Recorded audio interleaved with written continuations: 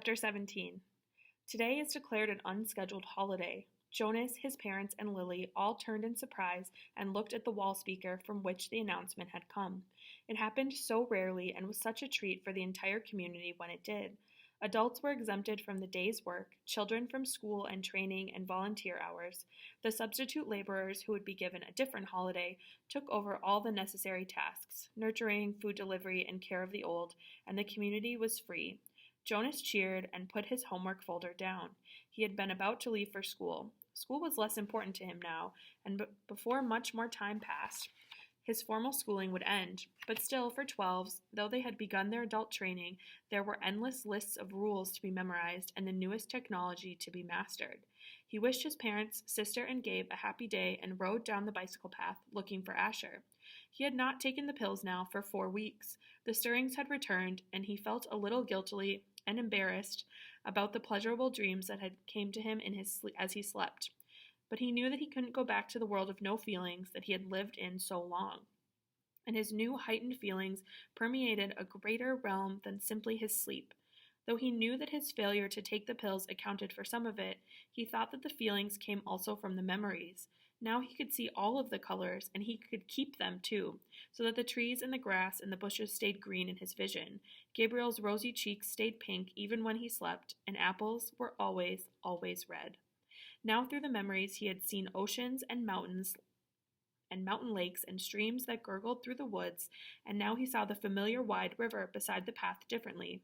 He saw all the light and color and history it contained and carried in its slow-moving water, and he knew that there was an elsewhere from which it came, and an elsewhere to which it was going. On this unexpected casual holiday, he felt happy, as he always had on holidays, but with a deeper happiness than ever before, thinking as he always did about precision of language. Jonas realized that it was a new depth of feelings that he was experiencing. Somehow, they were not at all the same as the feelings that every evening in every dwelling, every citizen analyzed with endless talk. I felt angry because someone broke the play area rules, Lily had once said, making a fist with her small hand to indicate her fury. Her family, Jonas among them, had talked about possible reasons for rule breaking and the need for understanding and patience until Lily's fist had relaxed and her anger was gone. But Lily had not felt anger, Jonas realized now. Shallow impatience and exasperation, that was all Lily had felt. He knew that with certainty now because he knew what anger was. Now he had, in the memories, experienced injustice and cruelty, and he had reacted with rage that welled up so passionately inside him that the thought of discussing it calmly at the evening meal was unthinkable. I felt sad today, he had heard his mother say, and they had comforted her. But now Jonas had experienced real sadness. He had felt grief. He knew that there was no quick comfort for emotions like those. These were deeper, and they did not need to be told. They were felt. Today he felt happiness. Asher! He spied his friend's bicycle, leaning against a tree at the edge of the playing field. Nearby, other bikes were strewn about on the ground. On a holiday, the usual rules of order could be disregarded. He skidded to a stop and dropped his own bike beside the others. "Hey, Ash," he shouted, looking around. There seemed to be no one in the play area. "Where are you?" "Pshoo!" A child's voice coming from behind a nearby bush made the sound, "Pow, pow, pow!" A female 11 named Tanya staggered forward from where she had been hiding. Dramatically, she clutched her stomach and stumbled about in a zigzag pattern, groaning. "You got me," she called, and fell to the ground, grinning. Blam! Jonas, standing on the side of the playing field, recognized Asher's voice. He saw his friend, aiming an imaginary weapon in his hand, dart from behind one tree to another. Blam! "You're in my line of ambush, Jonas. Watch out!" Jonas stepped back. He moved behind Asher's bike and knelt so that he was out of sight. It was a game he had so often played with other children, a game of good guys and bad guys, a harmless pastime that used up their contained energy and ended only when they all lay poised in freakish postures on the ground. He had never recognized it before as a game of war. "Attack!" The shout came from behind the small storehouse where the play equipment was kept. 3 children dashed forward, their imaginary weapons in firing position. From the opposite side of the field came an opposing shout, "Counterattack!" From their hiding places, a horde of children, Jonas recognized Fiona in the group, emerged, running in a crouched position, firing across the field. Several of them stopped, grabbed their own shoulders and chest with exaggerated gestures, and pretending to be hit. They dropped to the ground and lay suppressing giggles. Feelings surged within Jonas. He found himself walking forward into the field. "You're hit, Jonas!" Asher yelled from behind the tree. "Pow! You're hit again!" Jonas stood alone in the center of the field. Several of the children raised their heads and looked at him uneasily. The attacking armies slowed, emerged from their crouched positions, and watched to see what he was doing. In his mind, Jonas saw again the face of the boy who had lain dying on a field and had begged him for water. He had a sudden choking feeling, as if it was difficult to breathe. One of the children raised an imaginary rifle and made an attempt to destroy him with a firing noise. Pshoo! Then they were all silent, standing awkwardly, and the only sound was the sound of Jonas's stuttering breaths. He was struggling not to cry. Gradually, when nothing happened, nothing changed, the children looked at each other nervously and went away. He heard the sounds as they righted their bicycles and began to ride down the path that led from the field. Only Asher and Fiona remained. "What's wrong, Jonas? It was only a game," Fiona said. "You ruined it," Asher said in an irritated voice. "Don't play it anymore," Jonas pleaded. "I'm the one who's training for assistant recreation director," Asher pointed out angrily. "Games aren't your area of expertise, Jonas corrected him automatically. "Whatever. You can't say what we play, even if you are going to be the new receiver." Asher looked warily at him. "I apologize for not paying you the respect you deserve," he mumbled. "Asher," Jonas said. He was trying to speak carefully and with kindness, to say exactly what he wanted. "You had no way of knowing this. I didn't know it myself until recently, but it's a cruel game. In the past, there have—" "I said I apologize, Jonas." Jonas sighed. It was no use. Of course Asher couldn't understand. "I accept your apology, Asher," he said warily. "Do you want to go for a ride along the river, Jonas?" Fiona asked, biting her lip with nervousness. Jonas looked at her. She was so lovely. For a fleeting instant, he thought he would like nothing better than to ride peacefully up along the river path, laughing and talking with his gentle female friend. But he knew that such time had been taken from him now. He shook his head. After a moment, his two friends turned and went to their bikes. He watched as they rode away. Jonas trudged to the bench beside the storehouse and sat down, overwhelmed with feelings of loss. His childhood, his friendships, his carefree sense of security, all of these things seemed to be slipping away. With his new heightened feelings, he was overwhelmed by sadness at the way the others had laughed and shouted, playing at war. But he knew that they could not understand why without the memories.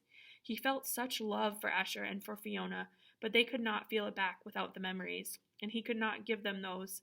Jonas knew with certainty that he could change nothing. Back in their dwelling that evening, Lily chattered merrily about the wonderful holiday she had had, playing with her friends, having her midday meal out of doors, and, she confessed, sneaking a very short try on her father's bicycle. "I can't wait until I get my very own bicycle next month. Father's is too big for me. I fell," she explained matter-of-factly. "Good thing Gabe wasn't in the child's seat." "A very good thing," Mother agreed, frowning at the idea of it. Gabriel waved his arms at the mention of himself. He had begun to walk just the week before. The first steps of a new child were always an occasion for celebration at the nurturing center, Father said, but also for the introduction of a discipline wand. Now Father brought the slender instrument home with him each night, in case Gabriel misbehaved. But he was a happy and easygoing toddler. Now he moved unsteadily across the room, laughing. "Gay," he chirped, "Gay." It was the way he said his own name. Jonas brightened. It had been a depressing day for him after such a bright start. But he set his glum thoughts aside. He thought about starting to teach Lily to ride so that she could speed off proudly after her ceremony of 9, which would be coming soon. It was hard to believe that it was almost December again, that almost a year had passed since he had become a 12. He smiled as he watched the new child plant one small foot carefully before the other, grinning with glee at his own steps as he tried them out.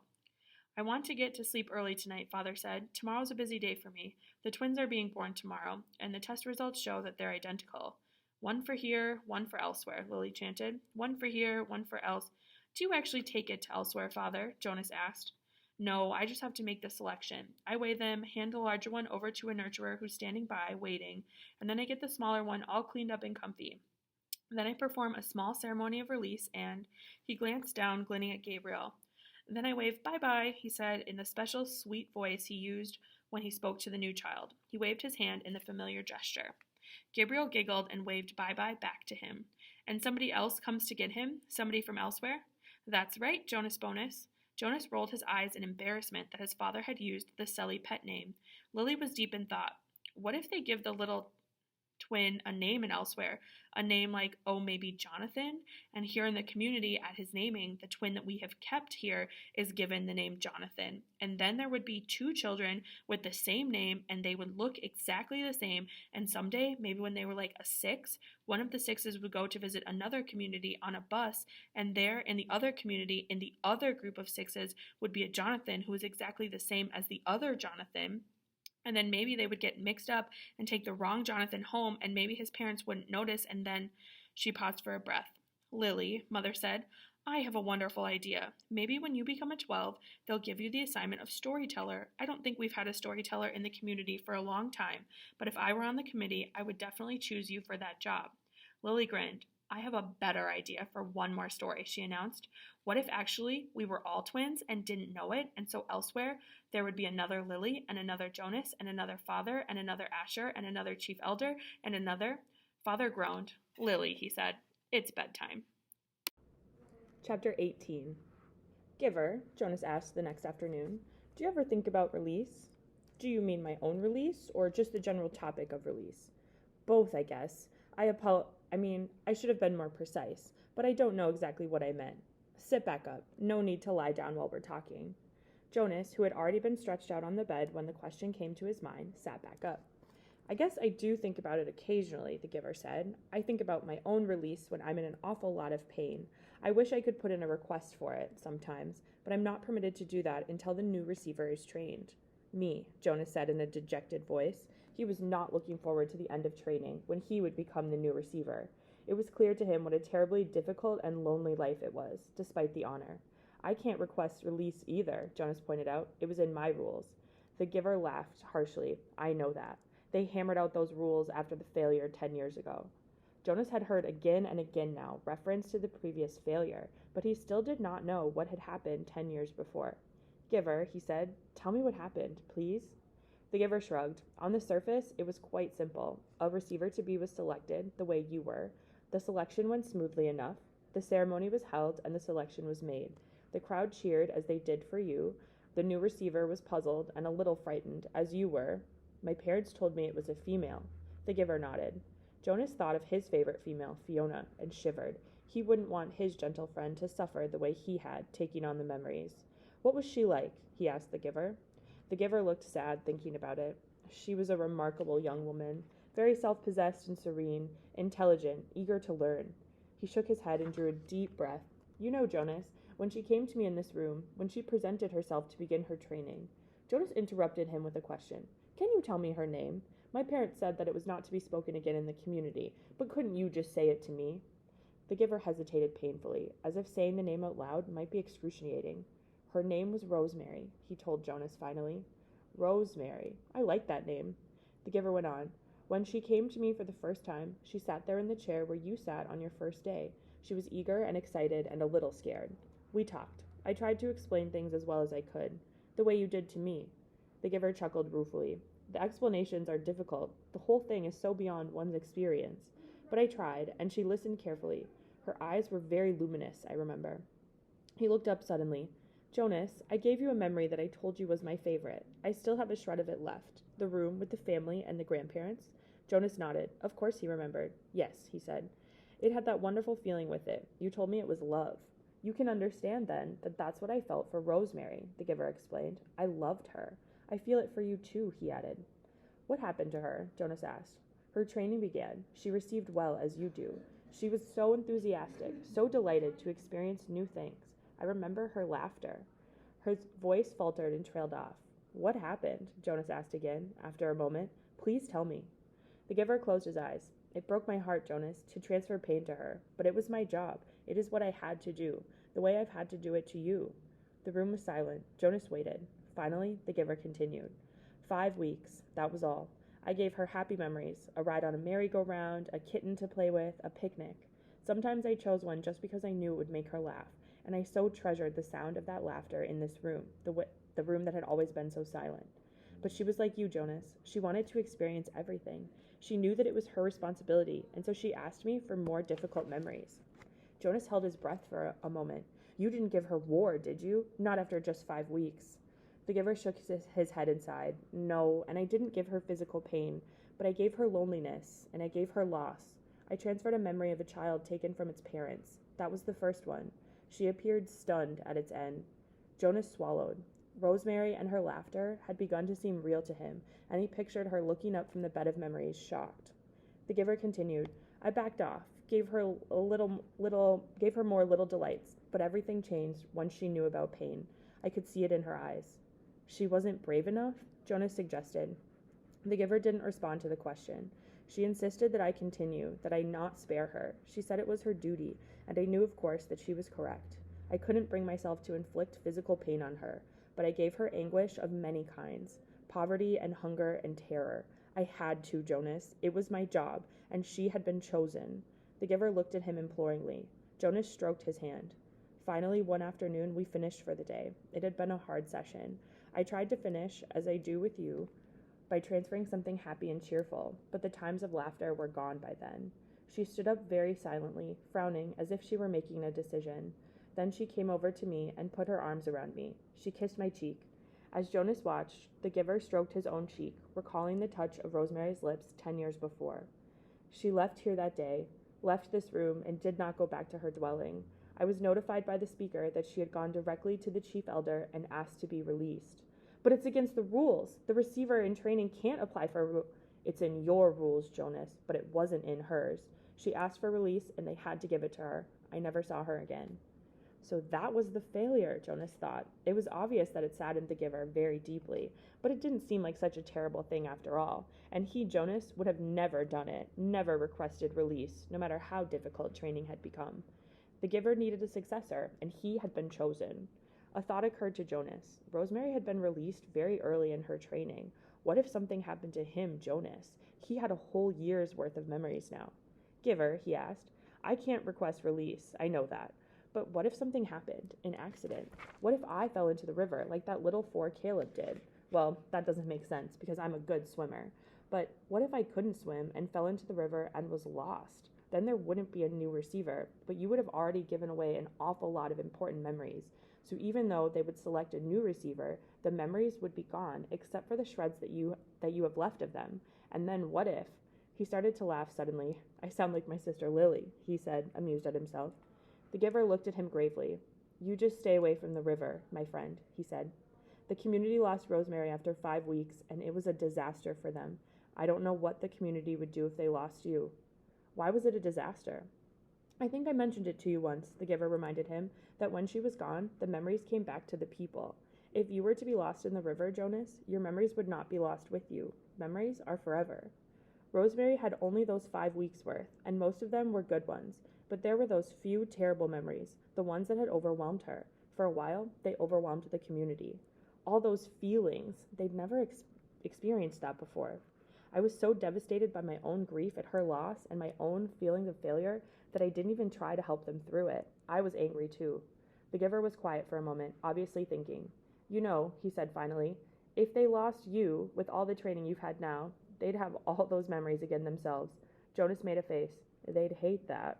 They certainly would. They wouldn't know how to deal with it all. The only way I deal with it all is by having you here to help me, Jonas pointed out with a sigh. The giver nodded. I suppose, he said slowly, that I could. You could what?